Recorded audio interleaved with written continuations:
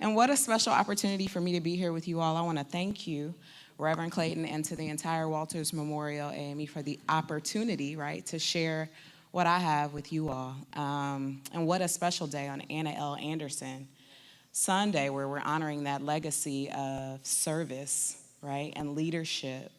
And, you know, for me and for the people I serve, I need to serve them together. What's leadership if it's nobody with you, right? Okay. And so I'm thankful to be here to be able to talk a little bit about sickle cell. You know, we know that it affects the red blood cell, but it's silent, right? Many of us know people who have had sickle cell. How many in here know someone who's been affected by sickle cell? Right. Exactly, right? That's all of us, nearly, right? And so I might have a title, right? Or I might have a position, but none of it really matters if the people that I serve aren't served by you all as well. Right? Because how they experience life, what their quality of life is when they leave my office or leave our hospital is up to the people in this room, up to our community, right? And so when I think about service and service with sickle cell, I want to ask you all to do that in a few ways, right? First, serving through understanding, right? Getting knowledge so that we can teach others. That's what Timothy said, right?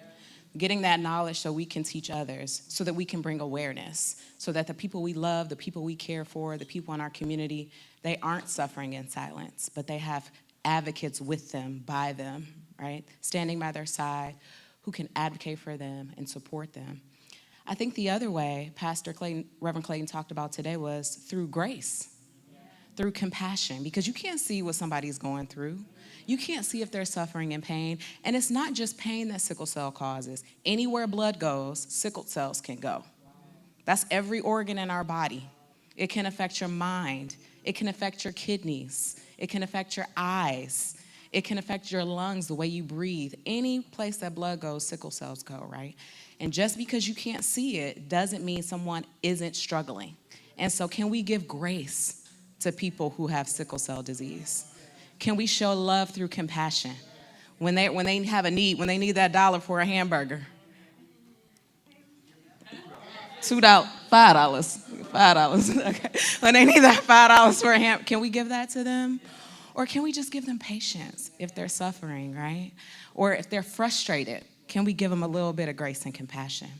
Okay? Because we've known about sickle cell for over 100 years. When Anna L. Anderson was doing her work, we knew what sickle cell was. And I was so thrilled to hear how far that outreach is in so many nations across the world. And sickle cell disease affects millions globally. Millions of people are suffering with sickle cell disease. And so, but I got a handful of options to offer people as a doctor. Literally, less than 5, to help them have a good life, a healthy life, a strong life. So that's why I need you all, right? Because when they leave the hospital, when they leave my office, it's you that provides home, compassion, shelter, grace, love, understanding, right? Because sometimes doctors don't get it, okay? We just don't know. And so we need family members, we need neighbors, communities, aunties, play cousins, everybody, to show love so that people are not just alive, but truly thriving. And so I'm just thankful again for the opportunity in this platform to share what I do with you all, but more than anything, asking you to join me on this journey, okay? All right.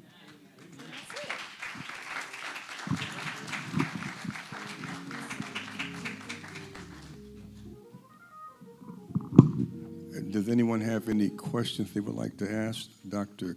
Calhoun? Yes, ma'am. As much as we see interracial marriages and connections with people coming together, has sickle cell been more on the rise or decrease? So I want to clarify something a little bit that I didn't get the chance to talk about, is that sickle cell disease primarily affects people of African descent, right? Meaning that we've come from African nations, not necessarily that we look a certain way, but our descendants have come from African nations or India as well. And that's because when you have sickle cell, it protects you against malaria, which we don't have in the States, but we have in a lot of other countries.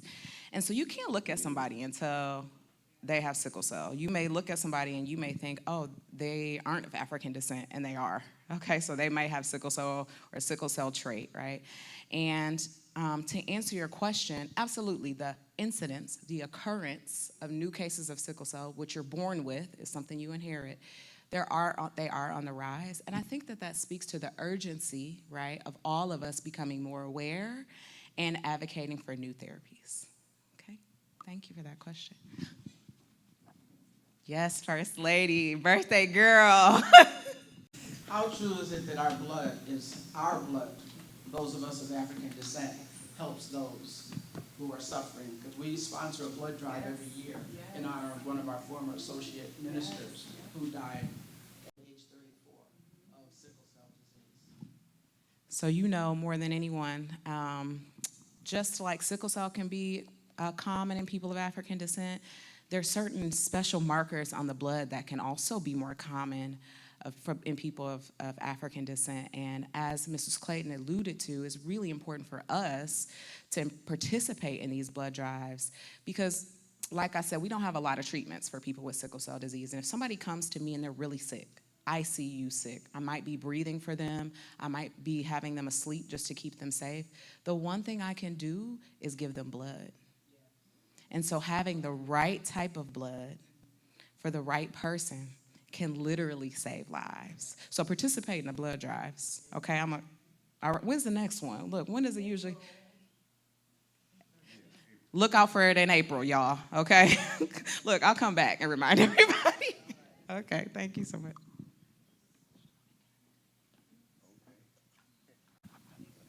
Yes. How is it diagnosed, and are there any symptoms?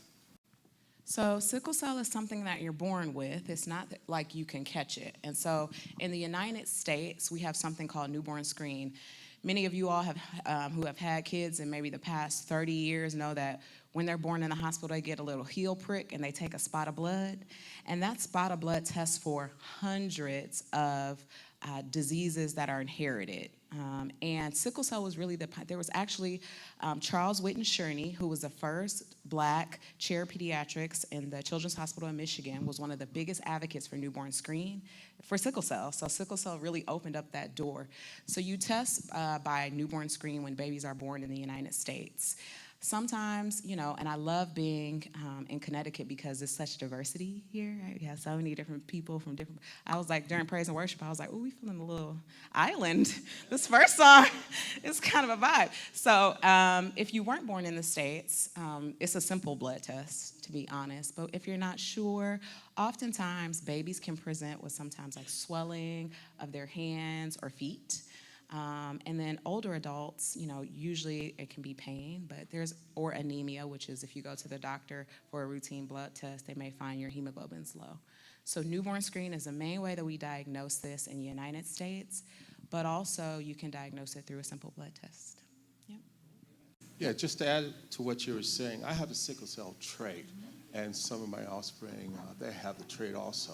So is there a database with respect to they have knowledge so far as when they get with someone else, if that person has the trait, that particular offspring could have sickle cell? Yeah, so the newborn screen data, we have to hold on to ourselves as individuals, right? So I'm glad that you are aware and that you're educating your children that they have trait. If someone is planning to have a baby, then the physician can always test and see if either partner has trait. And even the baby itself could be tested to see if they have sickle cell as well. Yep. But there's no database to answer your question. But is it automatic that if I have a trait and that person gets with another person has a trait, they'll get sickle cell? No. So it depends, right? So if someone with trait is with someone who has trait, there's a 1 in 4 chance that baby will have sickle cell disease. Yep. But every pregnancy is independent. So that's a good question. Great questions, audience. So I thank you all again for this opportunity. I hope that you will join me on this journey. I need you all to support the people that I serve when they're not with me. And I want to thank you again for this space. Okay.